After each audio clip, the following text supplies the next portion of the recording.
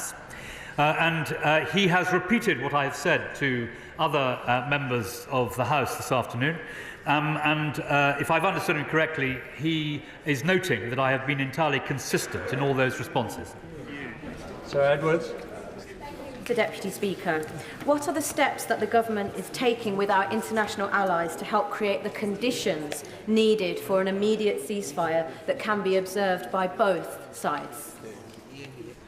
Well, I thank the Honourable Lady for her question. Britain was able, through some skillful and deft diplomacy, to get everyone on side on the United Nations resolution, which was recently passed, which talked about a sustainable ceasefire. And the position that Britain has always held is that we need to get that pause to enable us to get the hostages out and to get humanitarian supplies in, and the hope that that pause would lead to a sustainable ceasefire. Howell Williams. Mr Deputy Speaker, neither the USA nor China nor Russia are party to the ICC. Does the Minister therefore recognise that, as permanent members of the Security Council, the UK, along with France, have a special responsibility to support the ICC and to uphold international law? The Honourable Gentleman will have noticed that today I have been careful to be very clear about our support for the ICC, but equally to urge the House not to rush to judgment in a process which has a number of stages. I apologise to those who didn't get in, but we will take notice of your names and get you in at another time. We now have to move on.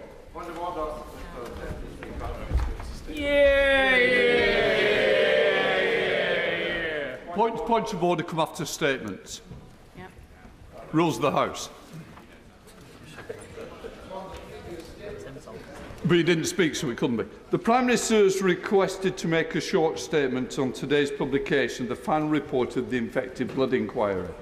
On this occasion, given the nature of the statement, I've agreed that there will only be a few limited brief responses today, as there will be a further major statement tomorrow when all honourable members will have the opportunity to question the Cabinet Office Minister at length. I now call the Prime Minister, Rishi Sunak. Mr Speaker, Sir Brian Langstaff has today published the final report of the Infected Blood Inquiry. This is a day of shame for the British state. Today's report shows a decades-long moral failure at the heart of our national life. From the National Health Service to the Civil Service, to ministers in successive governments, at every level, the people and institutions in which we place our trust failed in the most harrowing and devastating way. They failed the victims and their families, and they failed this country. Sir Brian finds a catalogue of systemic, collective and individual failures, each on its own serious and taken together amounting to a calamity. And the result of this inquiry should shake our nation to its core. This should have been avoided. It was known these treatments were contaminated. Warnings were ignored repeatedly. Time and again, people in positions of power and trust had the chance to stop the transmission of those infections. Time and again, they failed to do so. Sir Brian finds an attitude of denial towards the risks of treatment. Worse, to our eternal shame, in a way that it is hard to even comprehend, they allowed victims to become objects for research. Many, including children, at Lord Mayor Treloar's College were part of trials conducted without their or their parents' knowledge or consent. Those with haemophilia or bleeding disorders were infected with HIV, hepatitis C, and hepatitis B through NHS treatment, through blood clotting products such as Factor VIII, including those who had been misdiagnosed and did not even require treatment. Many were infected through whole blood transfusions. Others were infected through their partners and loved ones, often after diagnoses had been deliberately withheld for months or even years, meaning these infections should have easily been prevented. I find it almost impossible to comprehend how it must have felt. to be told you had been infected through no fault of your own with HIV or hepatitis B or hepatitis C, or to face the grief of losing a child, or to be a young child and lose your mum or dad. Many of those infected went on to develop horrific conditions, including cirrhosis, liver cancer, pneumonia, TB, and AIDS, enduring debilitating treatments like interferon for these illnesses the NHS had given them. Many were treated disdainfully by healthcare professionals who made appalling assumptions about the origin of their infections. Worse still, they were made to think that they were imagining it, made to feel stupid. They felt abandoned by the NHS that had infected them. Those who acquired HIV endured social rejection, vilification, and abuse at a time when society understood so little about the emerging epidemic of AIDS. And with illness came the indignity of financial hardship, including for carers and those widowed and other bereaved family members. And throughout it all, victims and their loved ones have had to fight for justice, fight to be heard, to be believed, fight to uncover the full truth. Some had their medical records withheld or even destroyed, and the inquiry finds that some government papers were destroyed in a deliberate attempt to make the truth more difficult to reveal.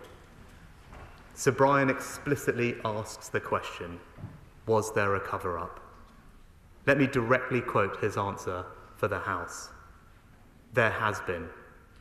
He continues, not in the sense of a handful of people plotting in an orchestrated conspiracy to mislead, but in a way that was more subtle, more pervasive, and more chilling in its implications. To save face and to save expense, there has been a hiding of much of the truth. Mr. Speaker, more than 3,000 people died without that truth. They died without an apology. They died without knowing how and why this was allowed to happen. And they died without seeing anyone held to account. Today, I want to speak directly to the victims and their families, some of whom are with us in the gallery. I want to make a wholehearted and unequivocal apology for this terrible injustice. First, to apologise for the failure in blood policy and blood products and the devastating and so often fatal impact this had on so many lives, including the impact of treatments that were known or proved to be contaminated, the failure to respond to the risk of imported concentrates, the failure to prioritise self-sufficiency in blood, the failure to introduce screening services sooner, and the mismanagement of the response to the emergence of AIDS and hepatitis viruses amongst infected blood victims. Second, to apologise for the repeated failure of the state and our medical professionals to recognise the harm caused. This includes the failure of previous payment schemes, the inadequate levels of funding made available, and the failure to recognise hepatitis B victims. And third, to apologise for the institutional refusal to face up to these failings, and worse, to deny and even attempt to cover them up. The dismissing of reports and campaigners' detailed representations, the loss and destruction of key documents, including ministerial advice and medical records, and the appalling length of time it took to secure the public inquiry which has delivered the full truth today. Mr. Speaker, layer upon layer of hurt endured across decades. This is an apology from the state to every single person impacted by this scandal. It did not have to be this way. It should never have been this way. And on behalf of this and every government stretching back to the 1970s, I am truly sorry. Mr. Speaker, today is a day for the victims and their families, to hear the full truth acknowledged by all, and, in the full presence of that truth, to remember the many, many lost loved ones. But justice also demands action and accountability. So I make two solemn promises. First, we will pay comprehensive compensation to those infected and those affected by this scandal, accepting the principles recommended by the inquiry, which builds on the work of Sir Robert Francis. Whatever it costs to deliver this scheme, we will pay it. And my right honourable friend, the Minister for the Cabinet Office, will set out the details tomorrow. Second, it is not enough to say sorry, pay long overdue compensation, and then attempt to move on. There can be no moving on from a report that is so devastating in its criticisms. Of course, in some areas, medical practice has long since evolved, and no one is questioning that every day our NHS provides amazing and life-saving care to the British people. But Sir Brian and his team have made wide-ranging recommendations. We will study them in detail before returning to this House with a full response. And we must fundamentally rebalance the system so we finally address this pattern so familiar from other inquiries like Hillsborough, where innocent victims have to fight for decades just to be believed. Mr. Speaker, the whole House will join me in thanking Sir Brian and his team, especially for keeping the infected blood community at the heart of their work. We would not be here today without those who tirelessly fought for justice for so many years. I include journalists and parliamentarians in both houses, especially the Right Honourable Member for Kingston upon Hull North. But most of all, the victims and their families, many of whom have dedicated their lives leading charities and campaign groups, pouring their own money into decades of running helplines, archiving, researching, pursuing legal cases, often in the face of appalling prejudice. It is impossible to capture the full pain and injustice they have faced. Their sorrow has been unimaginable. They have watched loved ones die, cared for them as they suffered excruciating treatments or provided their palliative care. Many families were broken up by the strain. Hundreds of thousands of lives have been knocked off course, dreams and potential unfulfilled. But today, their voices have finally been heard. The full truth stands for all to see. And we will work together across government, our health services and civil society to ensure that nothing like this can ever happen in our country again. I commend this statement to the House. Call Keir Starmer, the Leader of the Opposition. Thank you, Mr. Speaker. This response can only begin in one place, because this is an injustice that has spanned across governments on an unprecedented scale, and collectively we fail to protect some of the most vulnerable in our country. And so, as well as paying tribute to the courage and determination of the victims, the infected and the affected, some of whom are here in the gallery today, I want to acknowledge to every single person who has suffered that in addition to all of the other failings, politics itself failed you. That failure applies to all parties, including my own. There is only one word: sorry. And by that apology, I acknowledge that this suffering was caused by wrongdoing, delay, and systemic failure across the board, compounded by institutional defensiveness. And as Sir Brian Langstaff makes clear in his report, any apology today must be accompanied by action. And so I welcome the Prime Minister's confirmation that compensation will now be paid. And he should be under no doubt whatsoever that we will work with him to get that done swiftly. Because make no mistake, the victims in this scandal have suffered unspeakably. Thousands of people have died. They continue to die every week. Lives completely shattered. Evidence willfully destroyed. Victims marginalised. People watching their loved ones die. Children used as objects of research. On and on it goes. The pain barely conceivable. And so, as well as an apology, I also want to make clear we commit that we will shine a harsh light upon the lessons that must be learned to make sure nothing like this ever happens again. Because, Mr. Speaker, when you pass through the doors of a hospital, it is a moment of profound vulnerability. You entrust your life into the hands of perfect strangers. We go to hospital for care.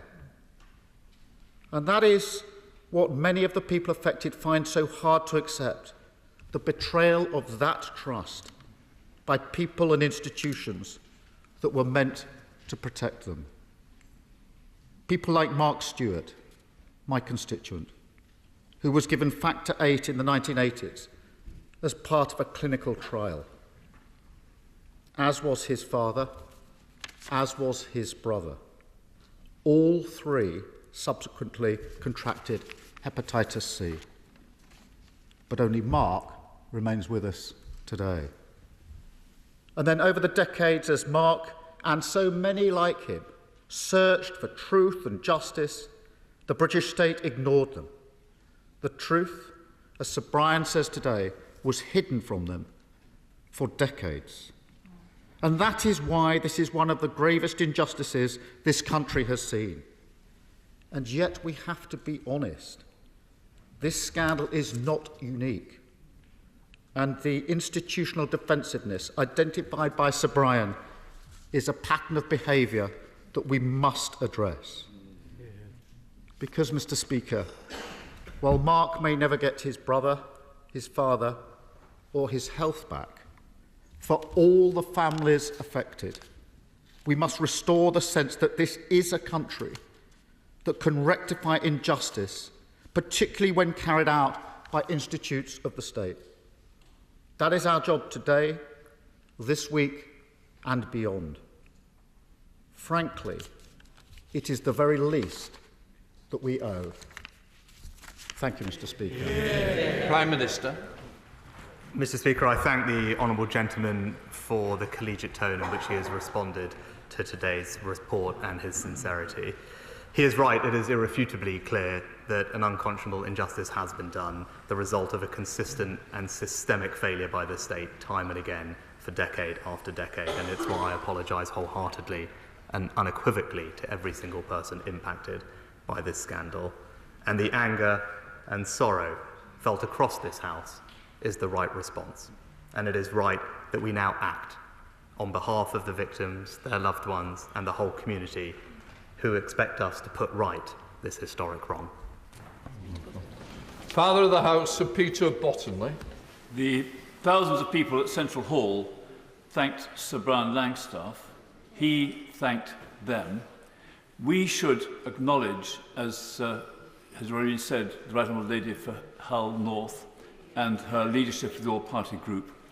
Can I say to my right honourable friend that permanent secretaries and cabinet secretaries need to say to everyone throughout their chain, are we doing something which is right? Are we doing something which is necessary? Are we doing something which will work? If those questions had been asked more effectively, would my right honourable friend agree that the number of tragedies would not have been 5 for every MP in this House, not 5 times more for everyone who's injured or affected, but the numbers would have been greatly reduced and we'd have learnt the truth earlier. Well, can I start, Mr. Speaker, by thanking my right honourable friend for his dedicated work co-chairing alongside the member for Kingston upon Hull North, the all-party parliamentary group on haemophilia and contaminated blood.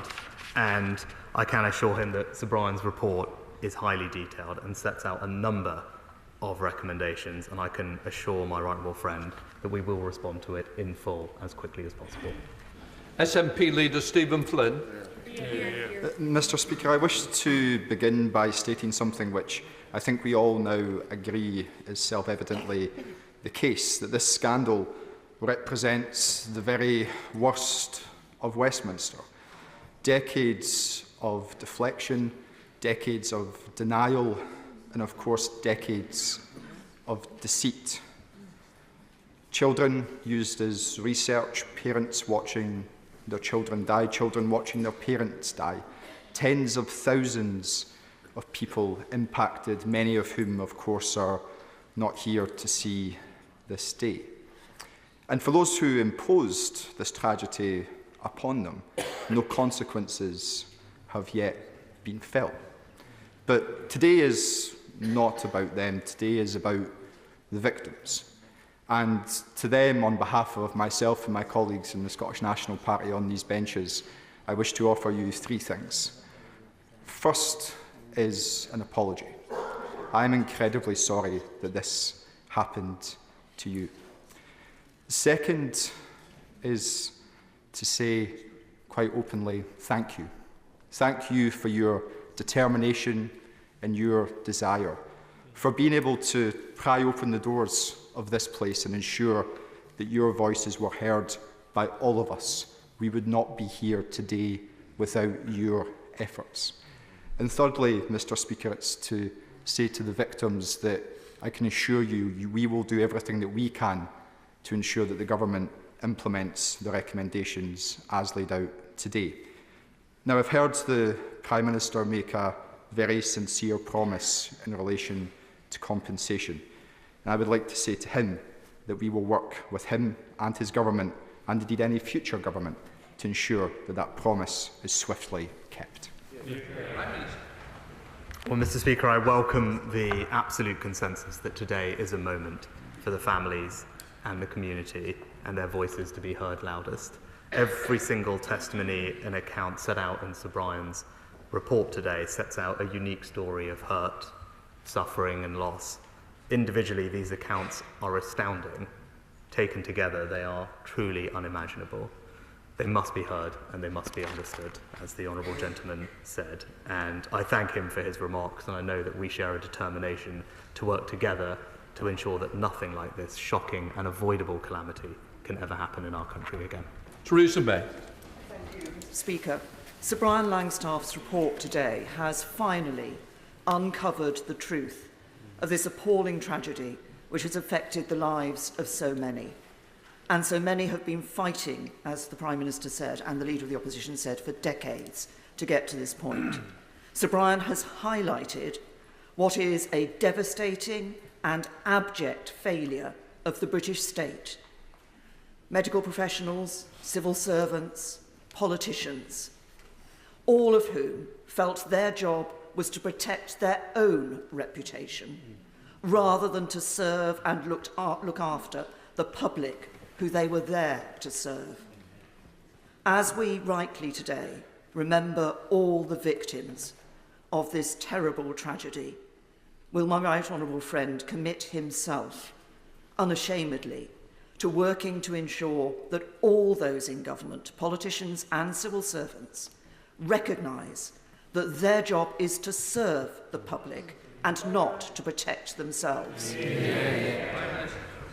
Well, Mr. Speaker, can I thank my right honourable friend for her statement as Prime Minister. She launched Sir Brian's inquiry and in doing so began the process of establishing the full truth we have heard today.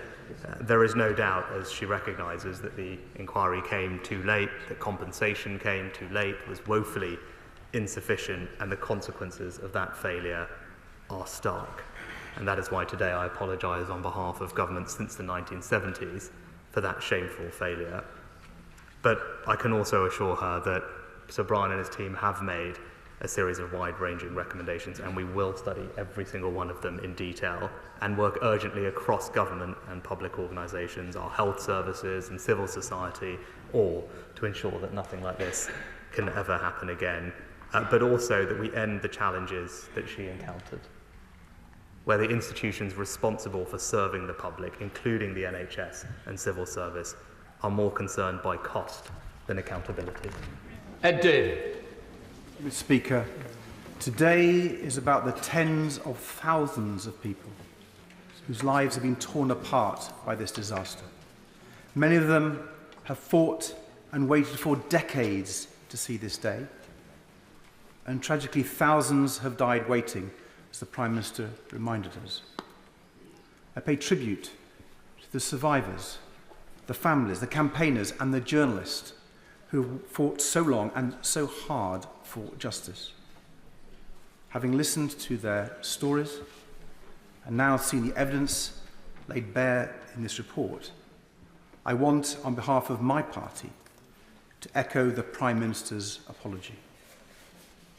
We are all truly sorry for the pain people have suffered over decades under governments of all parties, and for the failures of politicians and the state to do the most fundamental job to keep people safe. We must now ensure full compensation is paid without any more delay, and we must also make sure that nothing like this can ever happen again.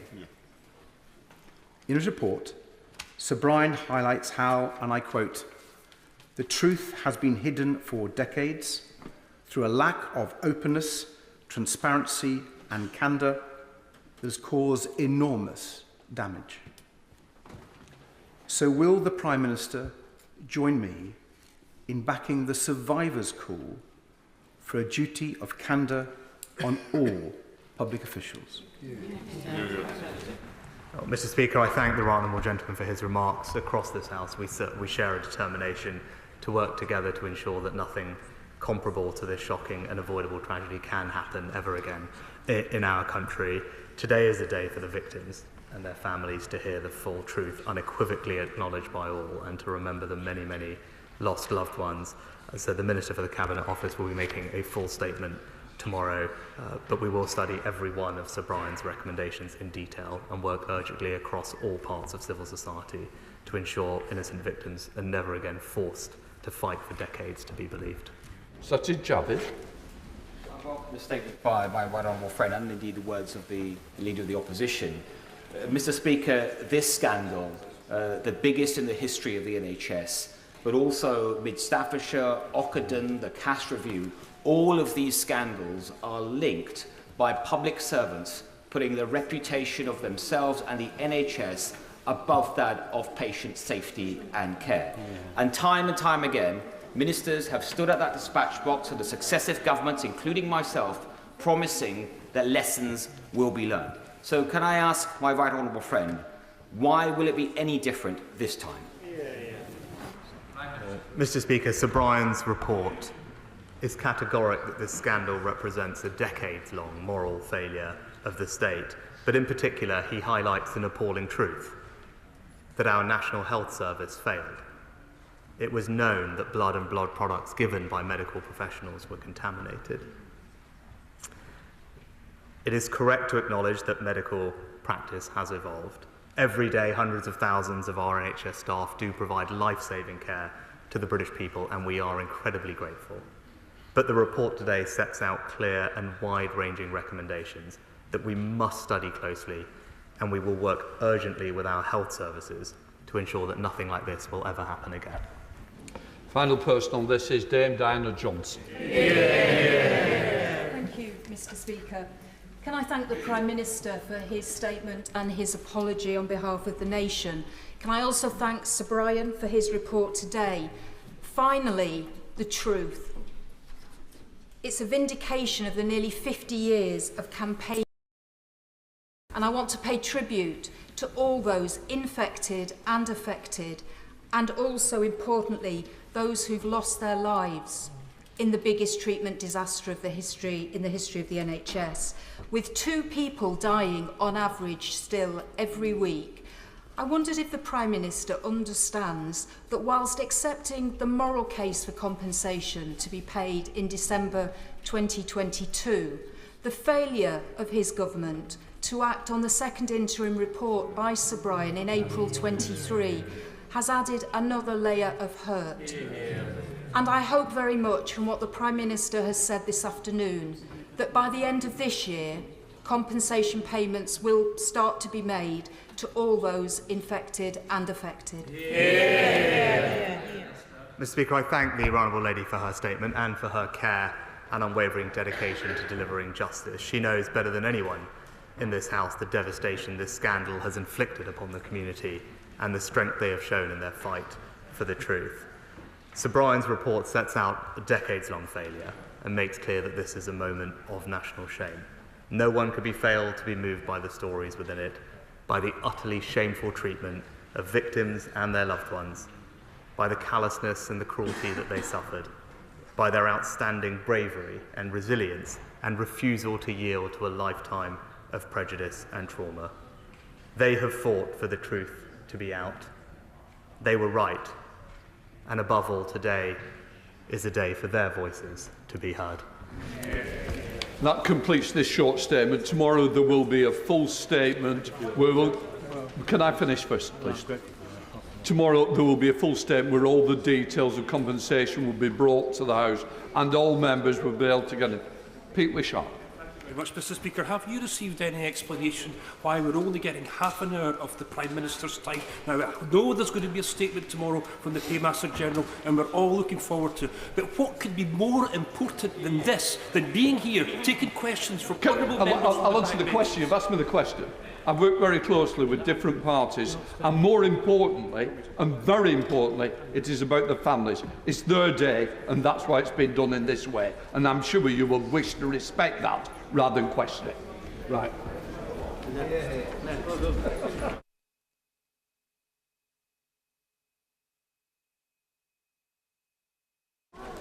Order, I will let the chamber clear as quickly as possible.